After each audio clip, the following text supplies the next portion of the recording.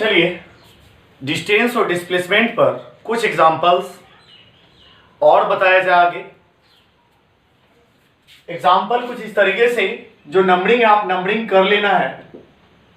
एक ऑब्जेक्ट है कुछ इस तरीके से, यहां था और ईस्ट के डायरेक्शन में चला, जब सपोज 3 मीटर चला एंड तुरंत परपेंडिकुलर हो गया और इस डायरेक्शन में वो 4 मीटर चला, यहां जाकर रुका। ये भी उसका फाइनल पोजीशन। तो बताइए, जब आपसे बोला जाए कि डिस्टेंस बताइए, तो इस केस में जब डिस्टेंस का बारी आता है और डिस्प्लेसमेंट बताइए, तो आप बताइए distance and displacement how to find. Distance is the actual length of path covered by an particle 3 metre and 4 metre. आप क्या कर रहे हैं, 3 मीटर 4 मीटर सीधा अलजेब्रिक सम से कर रहे हैं, 7 मीटर आया, तब एक्चुअल लेंथ आएगा। Displacement is the minimum distance. Minimum distance का मतलब आपको ये हाइपोटेनस ज्वाइन करना पड़ेगा। बताइए, है तो हाइपोटेनस हो गया, पाइथागोरस से निकलेगा कैसे, रूट अंडर बेस का स्क्वायर प्लस परपेंडिकुलर का स्क्वायर। तो 3 का स्क्वायर हो गया 9 और 4 16 और 9 16 हो गया 25, तो हो गया 5 मीटर निकल गया। अगर आप देखें किसी भी केसेस में डिस्प्लेसमेंट छोटा ही आ रहा है, डिस्प्लेसमेंट बराबर भी था। जब स्ट्रेट पाथ पर चल रहा था तो डिस्प्लेसमेंट बराबर था, यानी तो अदरवाइज केसेस में डायरेक्शन चेंज यदि करे, डायरेक्शन जैसे चेंज करे तो डिस्प्लेसमेंट छोटा ही आएगा, ये तय है। डिस्प्लेसमेंट कभी बड़ा नहीं हो सकता, कभी नहीं डिस्टेंस से।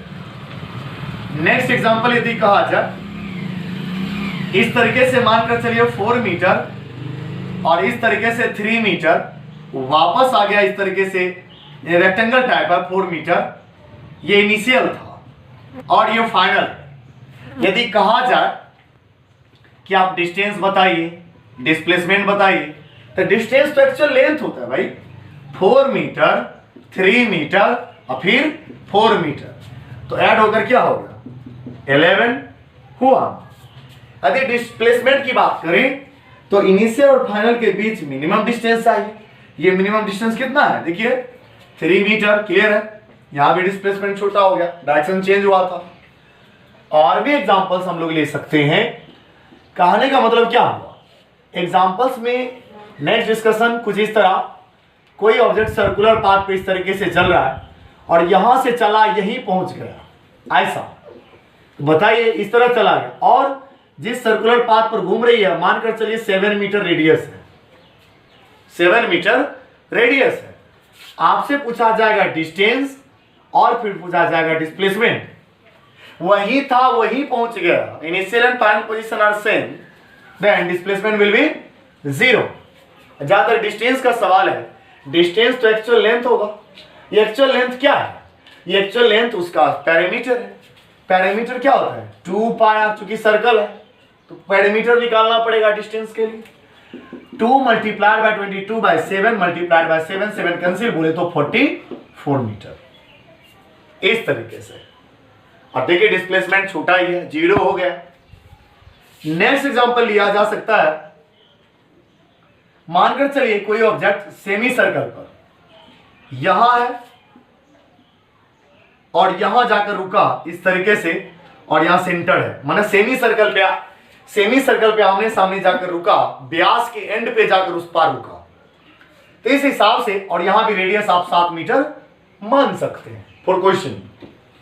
अगर आपसे डिस्टेंस पूछा जाए, डिस्टेंस तो हाफ पेरीमीटर है, हाफ पेरीमीटर तो पायर होता है, 2 पायर का आधा पायर, तो पाई का वैल्यू कितना हो गया 22/7, R7 हो गया कितना 22 मीटर।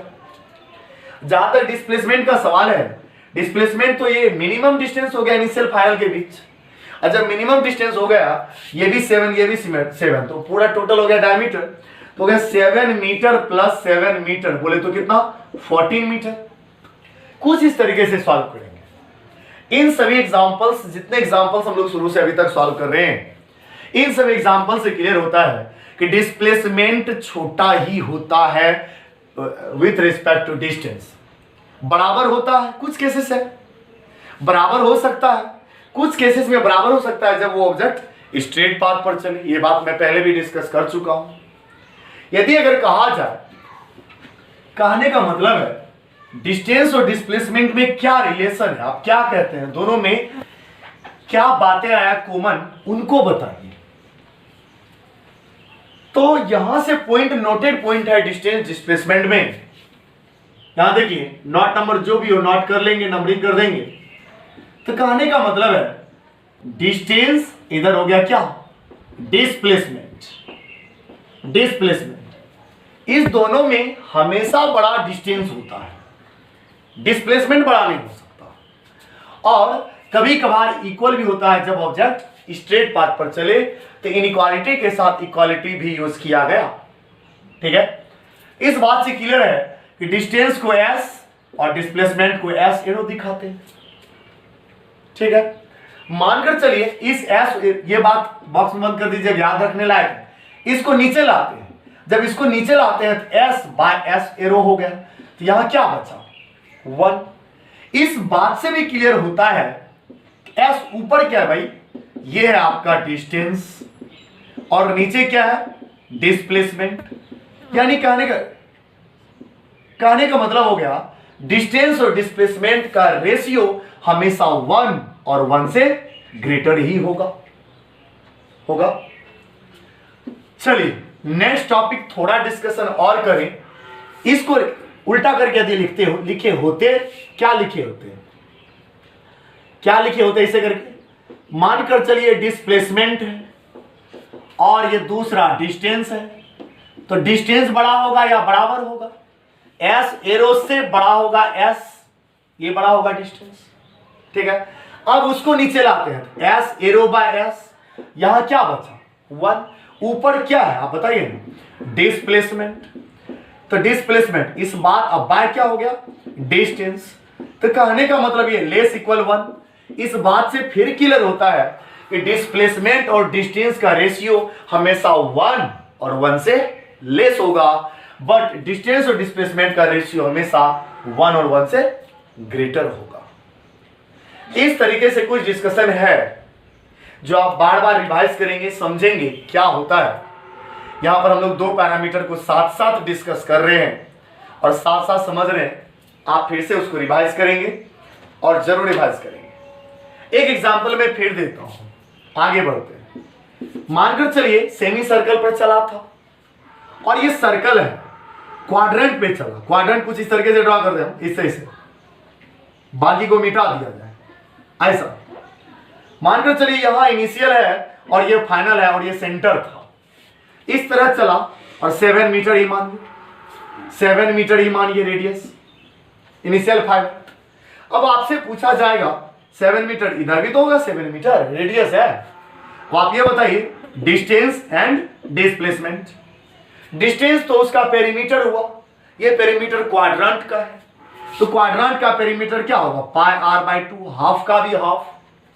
तो बताइए पाई का वैल्यू 22/7, आर का वैल्यू 7 और नीचे है 1/2, तो 7 कैंसल, ये हो गया कितना 11 मीटर। जहां तक डिस्प्लेसमेंट का सवाल है, डिस्प्लेसमेंट के लिए इनिशियल और फाइनल को ज्वाइन करना पड़ेगा, यही मिनिमम डिस्टेंस है। और यहां पर क्वाड्रेंट के लिए कितना बनता है 90, 7। अब आप बताइए, आपको हाइपोटेनस निकालना पड़ेगा।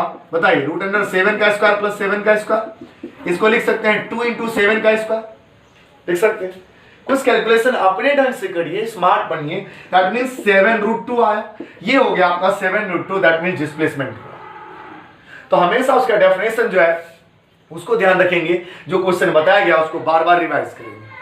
यानी कहने का मतलब ये हुआ डिस्प्लेसमेंट और डिस्टेंस, ये 2 तरह का हम लोग क्वांटिटी पढ़े। एक डिस्कस और याद आ रहा है, जहां तक कि डिस्टेंस का सवाल है, सुनिएगा नोट में ये भी बात आएगा। डिस्टेंस में सिर्फ क्या होता है, मैग्नीट्यूड होता है। और डिस्प्लेसमेंट में क्या होता है, डिस्प्लेसमेंट में मैग्नीट्यूड के साथ साथ मैग्नीट्यूड प्लस क्या होता है, डायरेक्शन होता है।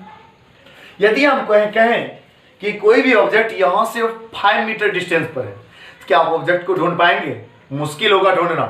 सिर्फ 5 मीटर पर कह देना कि ये ऑब्जेक्ट 5 मीटर पर है और डायरेक्शन नहीं दिया जाए तो बहुत मुश्किल हो जाएगा। यानी किसी भी ऑब्जेक्ट का फिक्स जो पोजीशन होता है उस डिस्टेंस के द्वारा नहीं बताया जा सकता।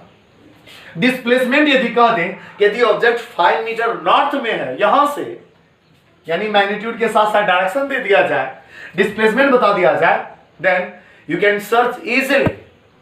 तो कहने का मतलब है डिस्प्लेसमेंट किसी भी ऑब्जेक्ट के फिक्स लोकेशन की जानकारी देता है, डिस्टेंस किसी भी ऑब्जेक्ट के फिक्स लोकेशन की जानकारी नहीं देता है। That means distance gives complete information about the position of an object, but distance can not gives the complete information about the object. इस तरीके से डिस्टेंस और डिस्प्लेसमेंट का मैक्सिमम आउटपुट बताया गया, इसको आप रिवाइज करेंगे और अगले क्लास में डिस्टेंस और डिस्प्लेसमेंट में क्या डिफरेंस है वो हम लोग पढ़ते हैं। ठीक है, इसको जरूर रिवाइज करेंगे, नोट भी करेंगे। Thank you.